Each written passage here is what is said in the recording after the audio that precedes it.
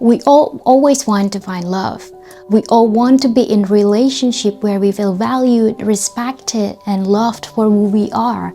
It is very hard to find a person in today's society where everybody glorifies hookup culture or superficial connections. It seems almost impossible to find our person. It was quite a journey as well for me to finally find someone that exactly what I've been manifested. I just wish someone told me how to find love before I jumped into the dating pool.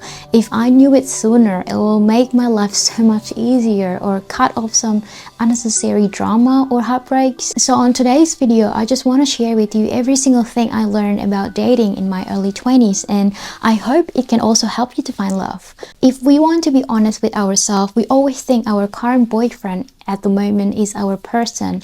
They're literally our soulmate. And if you are someone like I used to be, that think, oh my god, the connection was really good, he must be my soulmate. And I didn't even have a reason why I think that way. So sorry to break your heart today. The truth is we don't know what is going to happen in the future. It could be yes, this person is the one you're gonna spend the rest of your life with. But most of the time, the person is only here temporarily to teach you a lesson. Before even starting to date anyone, you need to realize you are still young. You still have the whole world in front of you that you haven't even explored yet. You haven't even experienced yet. You haven't even met half of the people in the world. So it is very early for you to cling into the idea that you guys will be forever together. That can make you unnecessarily anxious. You will think about all the worst case possibility or worst case scenario that could happen. What if he's cheating on you? What if you break up with him? And what if he doesn't like you anymore? So then you try to control the situation because you're trying to prevent the worst thing that happened, and no one can take away your person or whatever you call him. And then if things aren't actually working out or the relationship is not good for you, you don't want to accept the fact that it isn't for you. You cling into the idea that he is your soulmate and you'll be forever together instead of reflecting into the relationship if it's actually what you want. As I said before, he could be here temporarily to teach you a lesson, to teach you something valuable that you need to learn in this life. I believe there is always a reason why God or the universe suddenly makes us bumping into someone in this life.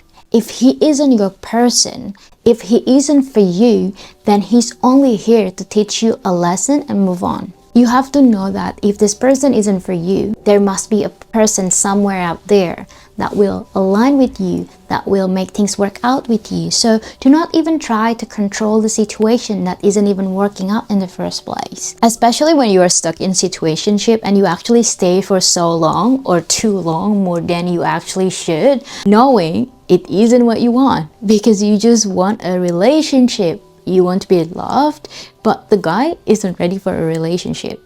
So you're just gonna wait a bit longer until he's ready. Don't you even realize that with this situation, the guy doesn't even treat you well? Do you think he is your soulmate? Do you even think that he's gonna change his mind? Maybe think this way, do you even deserve these treatments? If you are an amazing, pretty girl and you just wait there like a little puppy at home waiting for him to come to you whenever he's ready, or even worse, you come to him chasing after him, pressuring him all the time to be ready for a relationship, where is your self-respect? You have to realize if he doesn't want a diamond, which is you, or he doesn't even appreciate the value of a diamond, and treat the diamond like $1 ring that I usually get from Shein, he can f himself, and that should be your mindset. If someone can't even take you to a proper date, can't even book you a table for dinner, can't make a plan with you and show up to your house past midnight and stay over, are you an Airbnb? Maybe just rent your room as an Airbnb and you can get $100 a night, because my boyfriend is doing it at the moment. You can get more cash, but this guy gets access to you for free so easily without him to even do anything. And you are allowing this to happen, that this guy to access your life, your body, and your attention and love. And he doesn't even do anything, not even a single thing. And you are fine with that? So what I'm trying to say is that knowing how worthy you are, how valuable you are, and believe that you deserve to be loved in the way that you wanted. So don't ever settle for anything less than what you deserve. Only allowing people to have access to you if they have proof that they are worthy of your love and attention. If you start doing that, it will help you to avoid unnecessary drama and easier to find your person since you have naturally filtered people out. But this is the thing that I heard girls say the most. Oh, men are shit. There is no good men these days. Or even, I won't ever find my person because all men are shit. If you want to find your person, but you continuously saying these things and keep attracting trashy men into your life, don't you realize what you're doing is actually pulling away a good guy from you? Why? Because what you believe is going to be manifested in your life. If you don't believe there is a good man out there, how come you can attract them into your life? You don't even believe there is one in this world. So then you will be blinded by the idea that only bad guys exist in this world and you're not gonna find a good man. Then you won't ever find one. So stop generalizing all men are bad after a couple of bad experiences in your past. I don't think it's fair for them as well. Will it be fair for you if a man says that all girls are shit? If there is a good girl like you in this world, why can't there is no good guy in this world? You simply have not met him yet. And you probably have not met the right person for you.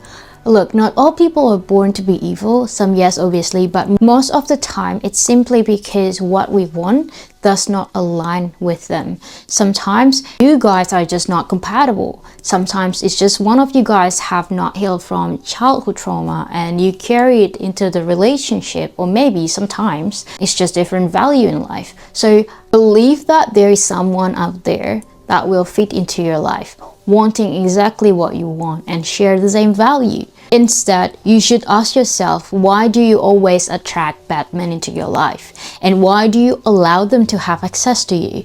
I don't think this is about all men are shit. It is a sign for you to now start working on yourself. There must be a reason why you keep attracting the same type of men. It could be your filtering process, or it could be there is a past trauma or childhood trauma that you have not healed yet. So you keep attracting the same person because the situation is very similar with your past experience and it just feels very comfortable. It feels very familiar, even though it's probably not the healthiest thing. So before jumping into dating pool, you need to take some time to heal your inner child and your past trauma so you won't attract the same person again and again. I used to attract the same guys into my life. Most of them are very narcissistic and the relationship was so chaotic, and then I realized the dynamic was very similar to the home that I grew up. I felt very comfortable to be attracted towards them because their behaviors somehow brings familiarity since it resembles the dynamic between me and my parents. Later I found out both of them have narcissistic tendency, but it took me some time to heal, to do my inner work. So now I could say I'm attracting people who is mentally and emotionally healthy, that I chose based on whether we are compatible or not, based on how he treats me and he loves me. So then the people that doesn't show up not according to what I want, like someone that doesn't want a relationship, or someone that only brings chaos in my life, or someone that is very unreliable or doesn't want to see me in regular basis, I'm not very interested. So if you are interested on knowing how I could heal my childhood trauma and doing my inner work, please comment down below. I want to know how many of you want me to make a separate video about it. And if you want to hear more about me, please like and subscribe this channel so you won't miss my next video when I will be giving you some tips to heal your trauma and manifesting your dream partner. What I did before I met my partner, I knew exactly what I wanted from the guy that I want to date. I created a list of traits that I want from my future partner, and this was January last year. I was still with my ex at that time and I knew he was not my person, which led to our breakup. So I created this list.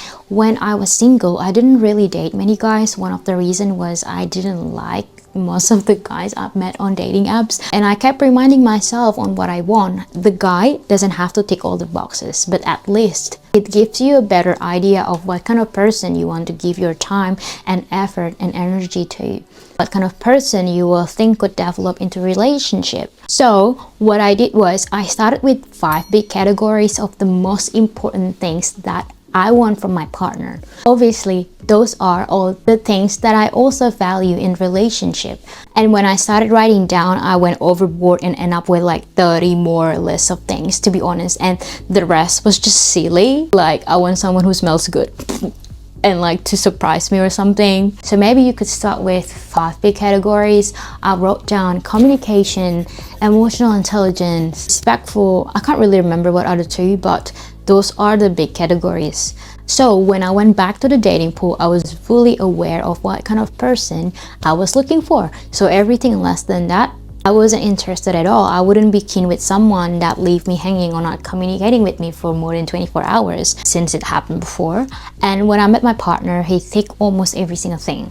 At least he ticked the biggest 5 categories. Look, don't expect to get all of your boxes ticked, because it is not realistic, especially when what you are looking for is something very superficial, like handsome, tall, doesn't have beards, blah blah blah blah blah blah. None of my list was actually about appearance. Most of them reflects on my values and the person's values, or even the relationship or partnership's values. Thank you so much for staying until the end of the video. I will make another dating advice series because I still have a lot of things to say that I want to share with you so you can attract your dream partner. Please share the love to people around you, and I'll see you in my next video. Bye!